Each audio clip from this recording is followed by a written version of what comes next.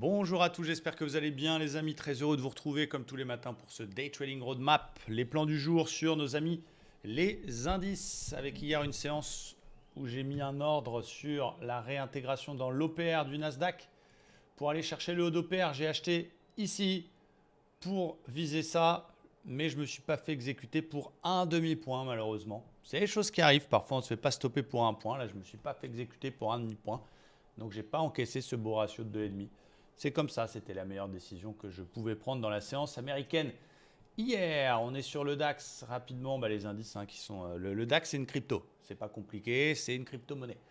Il continue à faire des plus hauts. Alors, moi, j'avais vu ce très très beau drapeau, j'avais vu cette tasse avec Ans et je vous avais dit objectif court terme 17 800.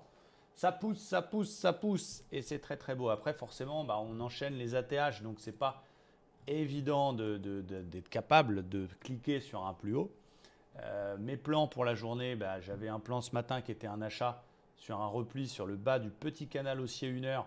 Donc plutôt début de séance vers 9h30, j'avais dit moi je vais acheter peut-être les 17 400, 420. Bon il est parti comme une balle sans moi. C'est pas très grave, je ne traite pas le DAX, mais je voulais juste vous montrer. Regardez-moi ce pullback sur l'OPR, sur le DAX. Parfois on me pose la question, ouais l'OPR, regardez-moi ça, si c'est pas aux petits oignons ce petit pullback magnifique. Il fallait avoir les couilles d'acheter la TH bien évidemment, mais en tout cas c'est beau tout ça. Donc voilà, plan du coup qui est plus très valable, désolé. Plutôt des achats en tout cas dans ce marché pour le moment. Pas de short tant que la tendance elle est haussière. Trend is your friend. Ça corrigera à un moment donné. Jeudi on a des très gros chiffres. PCE, inflation américaine qui doivent normalement être pas super bons. On attend une inflation des prix qui sont en hausse de 0,4%. Voilà, on verra si le marché, si d'abord la stat confirme et comment le marché va réagir. Donc attention, ça ne veut pas dire que ça va monter au ciel. Pour l'instant, c'est haussier, donc je fais plutôt des achats.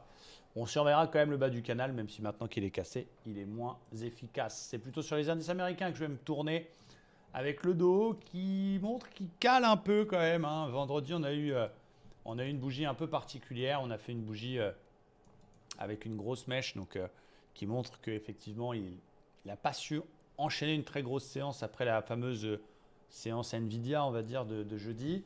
Hier, petite conso, petite toupie finalement. Voilà, on est collé aux ATH. Vous dire que c'est baissier, que ça a une tronche d'à se retourner, non. Mais voilà, on cale. Il a peut-être besoin de respirer. Moi, j'ai une zone que j'aime beaucoup. Regardez, je vais vous montrer en 4 heures.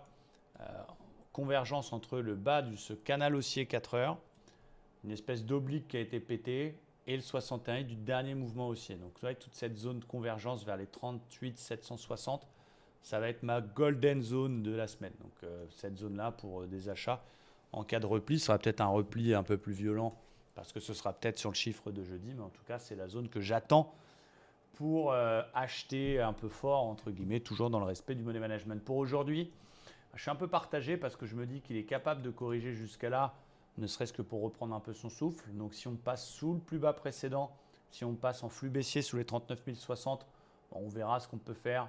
Peut-être des ventes si jamais le flux passe vendeur jusqu'à cette fameuse golden zone. Ce sera contre la tendance, donc ce sera toujours un plan un petit peu dangereux. En attendant, les moyennes mobiles sont ultra plates. Finalement, on a une sorte de pause. Donc voilà, il n'y a pas de raison de cliquer à la vente pour l'instant. Et je pourrais même, si on répète le plus haut précédent, si on repasse au-dessus des 140, 150, je pourrais peut-être même cet après-midi essayer d'acheter justement dans une stratégie suivie de tendance sur peut-être cassure au pair par le haut, réintégration d'opère par le bas, si on a un beau ratio jusqu'au plus haut. Donc il faut attendre qu'il prenne une direction. Sous 60, pourquoi pas essayer de jouer une conso juste jusqu'au bas de canal. Au-dessus de 150, plutôt des achats. Et en attendant, voir ce qu'il peut faire du côté du Nasdaq. Pour finir, c'est beau, hein. Il est toujours ultra haussier, ultra haussier. Il y a quand même une petite zone de résistance maintenant qui se détache, on va dire vers les 18 080, 18 070.